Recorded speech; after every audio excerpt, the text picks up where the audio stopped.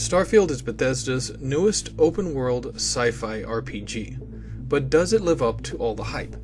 That's one of the questions I'm going to attempt to tackle in this video, my longest to date. Welcome everyone to another Sergeant Sentinel gaming review video. I'm SSG, aka Sergeant Sentinel, and today we're discussing Starfield, but before we continue, if you are watching this video, I want to say thanks. I do appreciate it. Hit that like button if you enjoyed this video. Share it with someone else who may enjoy it. Don't forget to subscribe to my channel and to hit that bell icon so you can be notified when I upload new content, whether it's live streams or new game review videos.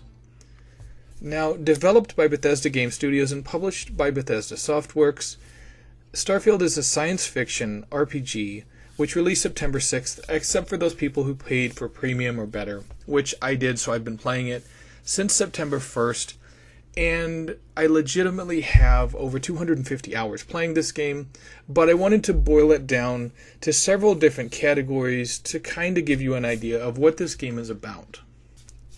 The first one I want to talk about is the story so far. Now, yes, the story does start slow, but it is a very well-crafted story, and despite the story being about the constellation, there are a number of other things you can do as well. Now, true to Bethesda's other games that they make, such as Fallout and Skyrim, you can customize your character, how they look, their build, and all of that other stuff. And this level of customization is great for people who want to tailor this character to look like themselves. Now, everything from a character's build to their skin tone, their hairstyle, all of that you can essentially decide from the start. Now, I say from the start, it's actually like 10 minutes into the game, maybe after a short intro segment. Now, there are different traits and kind of backgrounds that you can choose from, and these do affect how you interact with the story a little bit.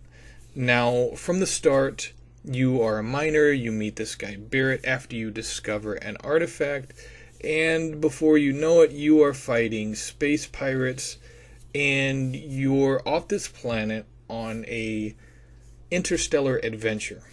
You meet the group Constellation, and the group Constellation, of course, is a group of inter-system explorers. They explore this galaxy, and they're looking for certain types of artifacts.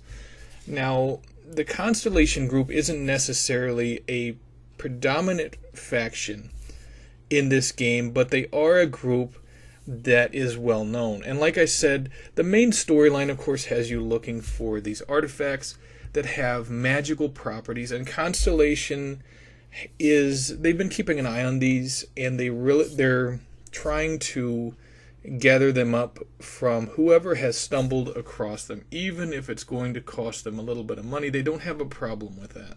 Now, keep in mind, not everyone is going to be willing to sell these to you, but I'm not spoiling those particular missions for you. I'll let you find out those for yourself.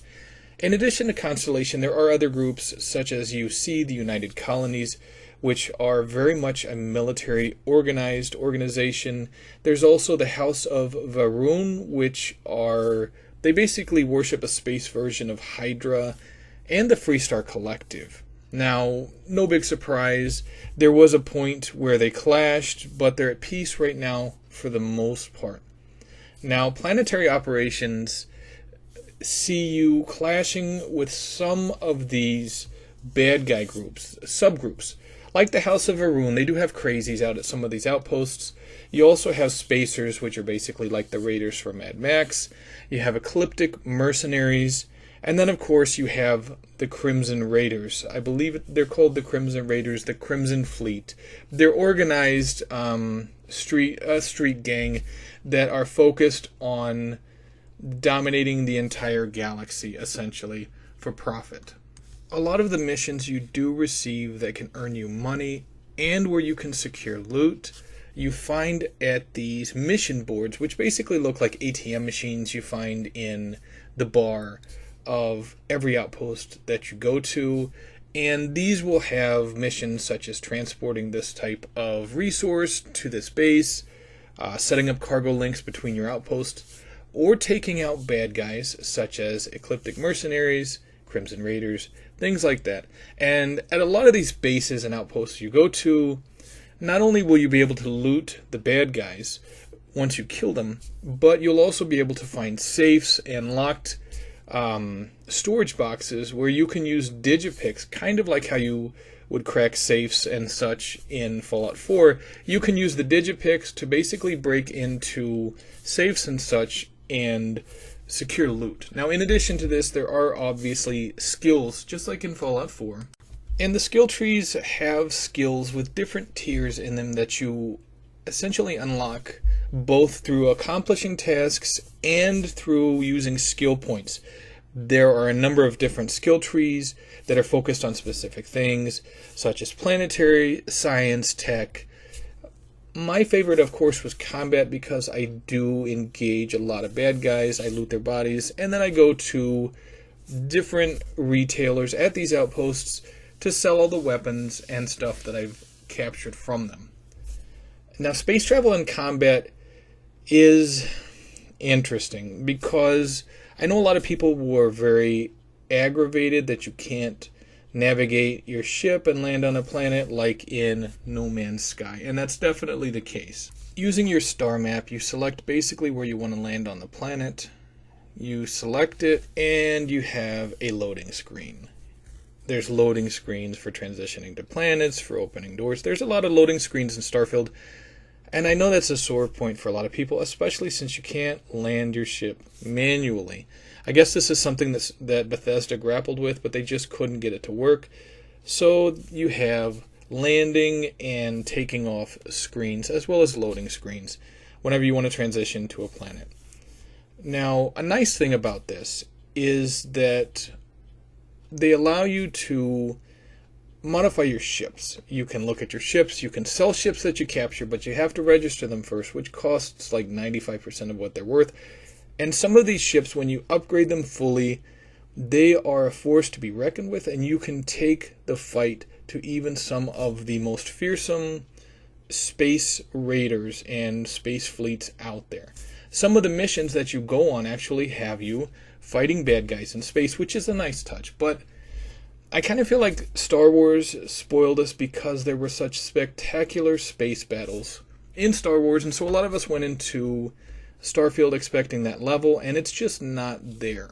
While I will admit the space battles are a lot of fun, it does feel like space navigation, space combat, and space transition to the planets is something that Bethesda was really grappling and struggling with throughout the development of Starfield, which has been like 7 or 8 years. I believe they were working on it since Fallout 4 back in 2015, so it feels like this is an area that they were a little out of their depth on, but space combat is still fun. Now, obviously, Starfield is not without its glaring issues, and the reason for that is, of course, because, well, Bethesda goes without saying. There are a number of issues, tons of people are having issues, and some people are having unique bugs, while other ones are having common ones, and some of these are game-breaking. Hopefully Bethesda can sort them out. Now, Starfield, as far as future content goes, there are definite opportunities. While the UC and the Freestar Collective both have storylines exploring a lot about these groups, the House of Varun is the third group, of course, that makes up this new conglomerate ruling the galaxy, and it feels like we haven't really explored anything into this other than having to fight some of their extremists on some of these missions, so I think DLC will definitely explore the House of Varun more than we've seen up to this point. And for those of us who have played Fallout 4, we do remember the DLCs that they produced after launch, and those DLCs were phenomenal, so I'm definitely looking forward to Starfield DLCs as well. Now, the final verdict for Starfield, in my opinion, of course. It does start slow, yes. And it does take its time to teach you things. Some people have said the game doesn't really take off for a couple of hours, and I think that's an accurate assessment. However, there is a lot to Starfield, a huge galaxy to explore, and there is fun to be had if you like Bethesda's type of RPGs. Anyway, that's it for my Starfield review video.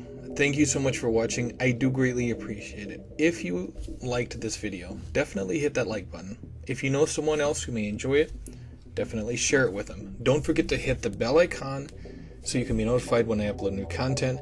And if you have something to say about Starfield, leave it in the comment section below. I'd love to read your comments about Bethesda's biggest game of the year.